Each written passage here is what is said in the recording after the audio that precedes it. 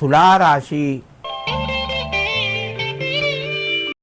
ఈ రాశి వారికి ఈరోజు కొంత కలిసి వస్తుంది.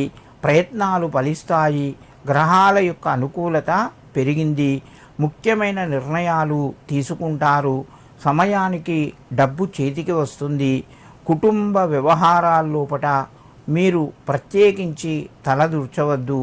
కొంత విననట్టు మెదులుకోండి. దానివల్ల మీకు కొంత మనశ్శాంతి లభిస్తూ ఉంటుంది. తులారాశి వారు ఈరోజు శ్రీ కార్తికేయాయ నమః అని చెప్పి సుబ్రహ్మణ్యేశ్వర స్వామి యొక్క నామాన్ని 9 సార్లు చదువుకొని మీ పనులు ప్రారంభించండి. అనుకూలత పెరుగుతూ ఉంటుంది. వృశ్చిక రాశి. ఈ రాశివారు కొన్ని ముఖ్యమైన నిర్ణయాలు వాయిదా వేసుకోవాలి. పెట్టుబడులు పెట్టవద్దు.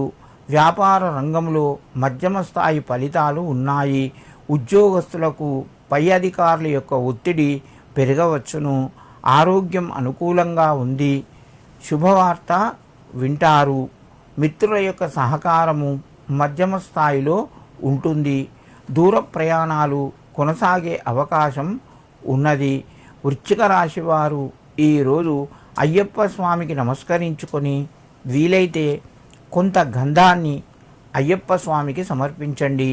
మీకు మరింత అనుకూలత పెరుగుతూ ఉంటుంది. ధనస్సు రాశి.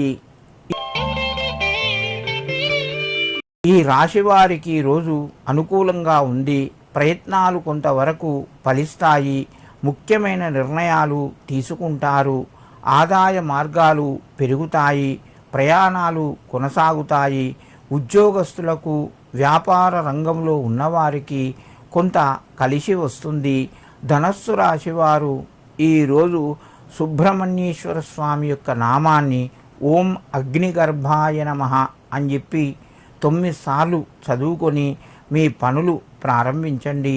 మీకు మరింత శుభయోగం కలుగుతూ ఉంటుంది.